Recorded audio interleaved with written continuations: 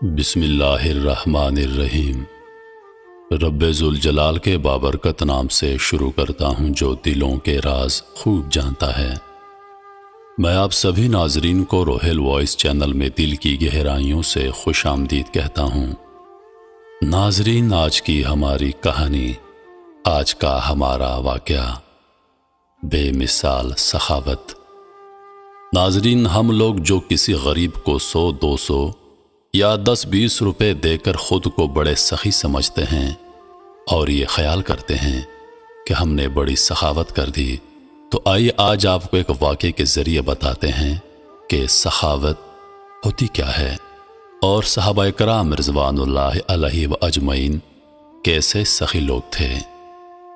فکر و فاقہ اور تنگ دستی کا مارا ہوا ایک شخص امید اور مایوسی کے عالم میں چلا جا رہا تھا۔ اپنے قدموں کو یوں کھینچ کھینچ کر اٹھا رہا تھا جیسے کسی ملزم کو تختہ دار کی طرف لے جایا جا رہا ہو۔ اس کا دل دھڑک رہا تھا، کندھے لرز رہے تھے اور پیشانی عرق آلود تھی، کیونکہ نہیں جانتا تھا کہ وہ کامیاب لوٹے گا یا ناکام۔ اس کا رنگ فک تھا اور چہرہ یوں نظر آ رہا تھا جیسے اس سے خون نچوڑ لیا گیا ہو، لیکن بیچارہ مرتا کیا نہ کرتا۔ بیماری نے بدن سے قوت ختم کر لی تھی اور گھر میں علاج معالجے کے لیے ایک درہم بھی موجود نہ تھا۔ جوں توں کر کے کسی طبیب کے پاس گیا۔ اس نے نبض دیکھ کر دوا فراہم کر کے اسے گائے کے دودھ کے ساتھ تناول کرنے کی ہدایت کر دی۔ یہ بیچارہ جو ایک روٹی کا محتاج تھا، دودھ کہاں سے خریدتا؟ خودداری اور عزت نفس کی بنا پر کسی کے سامنے دستے سوال دراز کرنے کو پہاڑ اٹھانے سے بھی گراں اور دشوار سمجھتا تھا۔ پھر شرفاء کے لیے اس سے بڑھ کر اور کوئی مصیبت نہیں ہو سکتی، اس لیے وہ کہا کرتے ہیں کہ پہاڑوں کی چوٹیوں سے بھاری چٹان کو اوپر سے نیچے منتقل کرنا میرے نزدیک لوگوں کے احسانات اٹھانے سے زیادہ اچھا ہے۔ لوگ کہتے ہیں کمائی میں آر ہے، جبکہ ہر طرح کی آر کسی کے سامنے سوال دستے دراز کرنے میں ہے۔ ہم شریعت مطہرہ میں اس حالت سے 2-4 شخص کے لیے دستے سوال دراز کرنے کی اجازت ہے۔ اگر اس حال میں بھی کوئی مسلمان دستے سوال دراز نہ کرے اور بھوکا مر جائے تو جہاں اس کے ہم مذہب گناہگار ہوں گے، وہاں مرنے والا بھی خودکشی کا مرتکب مانا جائے گا۔ چنانچہ یہ ناتواں اور ناچار شخص بستر سے اٹھا اور کھڑا ہو کر اس سوچ میں ڈوب گیا کہ جاؤں تو کس کے پاس جاؤں، کیونکہ بخیل اور کنجوس مالدار کے سامنے آدمی اپنے چہرے کی آبرو بھی ضائع کر آتا ہے اور وصول بھی کچھ نہیں ہوتا۔ کنجوس اور بخیل مالداروں کا معاملہ بھی بڑا عجیب ہوتا ہے۔ وہ خوش دلی سے مریضوں اور محتاجوں کو تو پانی کا گھونٹ بھی نہیں پلاتے اور نہ کسی مسکین کو لقمہ تک کھلاتے ہیں، مگر کن پٹی پر پستول رکھنے والے چور اور ڈاکو کے سامنے تجوریاں کھول دیتے ہیں۔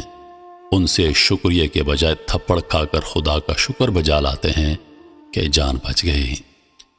اس آدمی نے اللہ کو یاد کیا اور نجیب الطرفین صحابی عبداللہ بن عامر رضی اللہ عنہ کے گھر کی طرف چل پڑا، کیونکہ شہر میں ان کی سخاوت مشہور تھی۔ امید یہ تھی کہ وہ چہرے کے آبرو کو رائیگاں نہ جانے دے گا۔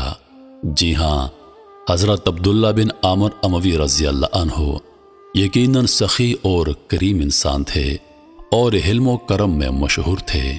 کیوں نہ ہوتے؟ جب یہ 3 سال کے تھے تو حضور اکرم صلی اللہ علیہ وآلہ وسلم نے ان کے منہ میں اپنا مبارک لعاب دہن ڈالا اور یہ غٹ غٹ کر نوش کر گئے، اور انہیں دیکھ کر حضور اکرم صلی اللہ علیہ وآلہ وسلم نے فرمایا تھا، اے ابشبیوں، تمہارا یہ بچہ اپنی شکل و شباہت میں تمہاری نسبت ہم ہاشمیوں کے زیادہ مشابہ ہے۔ میں امید کرتا ہوں کہ اسے سرابی اور شادابی عطا کی جائے گی، اور یقیناً ایسا ہی ہوا۔ یہ فیاض جو ماں کی طرف سے ہاشمی اور باپ کی طرف سے ابشمی تھا، جہاں کہیں بنجر زمین آباد کرتا، قدرت خداوندی سے بارشیں اس طرف رخ کر لیتی اور زمین سے پانی کے چشمے ابلنے لگتے، وہاں ہریالی ہی ہریالی ہو جاتی۔ ان کے مویشوں کے ریوڑ وہاں دن رات چرتے چگتے رہتے چنانچہ یہ لاغر اور بیمار شخص اپنی لاٹھی کے سہارے ان کی طرف چلنے لگا۔ جب ان کی خدمت میں پیش ہوا تو بمشکل اتنا کہہ سکا، میں بیمار ہوں اور طبیب نے مجھے دوائی دے کر ہدایت کی ہے کہ اسے گائے کے دودھ کے ساتھ تناول کیا جائے، چند دن کے لیے گائے کے دودھ کا سوال ہے۔ جب حضرت عبداللہ بن عامر رضی اللہ عنہ نے یہ سنا تو ان کا دل بھر آیا۔ وہ اپنے آپ کو کوسنے لگے کہ اے عبداللہ، تو نے اس کے سوال کرنے سے قبل اس کی حاجت کا اندازہ کیوں نہ لگایا؟ اور یوں گویا ہوئے، اے شخص، اس وادی میں میری 700 گائے چر رہی ہیں، میں سب کی سب اللہ کے نام پر تجھے دیتا ہوں۔ مریض نے یہ الفاظ سنے تو اس کی آدھی بیماری وہیں دور ہو گئی اور خوشی کی وجہ سے اس کا مردہ چہرہ زندہ ہو گیا۔ لیکن بعد میں یہ سوچ کر کہ یہ سب کیسے ہو سکتا ہے کہ دودھ کی بوند بوند کو ترسنے والا یکدم 700 گایوں کا مالک بن جائے، اس کی امیدوں پر اوس پڑ گئی، مگر یہ اس کی خام خیالی تھی۔ حضرت عبداللہ بن عامر رضی اللہ عنہ کوئی کہہ کر مکرنے والے نہ تھے اور نہ ہی سستی شہرت کے لالچی تھے، بلکہ یہ تو حضور اکرم صلی اللہ علیہ وآلہ وسلم کے لاب مبارک کی ادنا سی کرامت تھی کہ وہ بلا دھڑک اسی طرح بخشش کرتے رہتے اور اپنے مستقبل کی ذرا برابر پرواہ نہ کرتے۔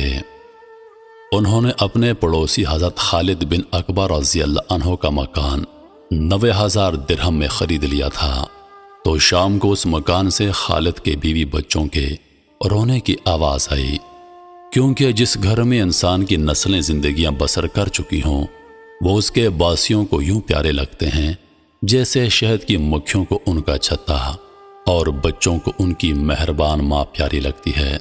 خالد بن عقبہ کو مالی مجبوریوں نے یہ مکان بیچنے پر مجبور کر دیا تھا، ورنہ وہ اسے بیچنے کا تصور بھی نہیں کر سکتے تھے۔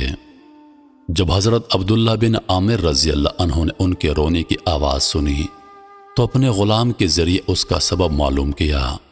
اس نے بتایا کہ وہ اپنا آبائی مکان فروخت کرنے پر رو رہے ہیں۔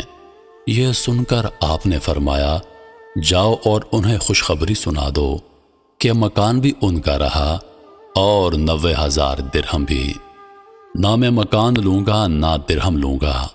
یہ سن کر خالد بن عقبہ کے گھر والوں میں مسرت کی لہر دوڑ گئی، اور جو ابھی ابھی رو رو کر برا حال کر رہے تھے وہ مارے خوشی کے لوٹ پوٹ ہونے لگے۔ عبداللہ بن عامر رضی اللہ عنہ کی اس طرح فیاضانہ بخششوں نے اس غریب اور مریض شخص کو حوصلہ دیا۔ وہ اٹھا اور 700 گایوں کا ریوڑ ہانک کر لے گیا، اور اس طرح لمحہ بھر میں ایک غریب آدمی مالدار بن گیا۔ صحابہ کرام کی عظمتوں پہ لاکھوں کروڑوں سلام۔ یقیناً واقعے سے سبق ملتا ہے کہ سخاوت اصل میں ہوتی کیا ہے۔ جب کوئی غریب ہم سے دستے سوال کرتا ہے تو ہم لوگ اپنی جیبوں میں سکے تلاش کرتے ہیں، حالانکہ اللہ پاک فرماتا ہے کہ تو میرے راستے میں اگر 1 روپیہ خرچ کرے گا تو میں 70 گنا بڑھ کر دوں گا۔ عزیز دوستو، غریبوں، مسکینوں، محتاجوں پر خرچ کیجیے، یقیناً ہمارے مال میں ان کا حصہ ہے۔ انہی لفظوں کے ساتھ میں اجازت چاہوں گا، اس امید کے ساتھ کہ سانسوں نے وفا کی تو اگلی بار ایک اور ویڈیو لے کر آپ کی خدمت میں حاضر ہوں گا۔ تب تک کے لیے خدا حافظ۔ اللہ پاک آپ سب کا حافظ و نگہبان۔ ہنستے رہیے اور ہمیشہ مسکراتے رہیے۔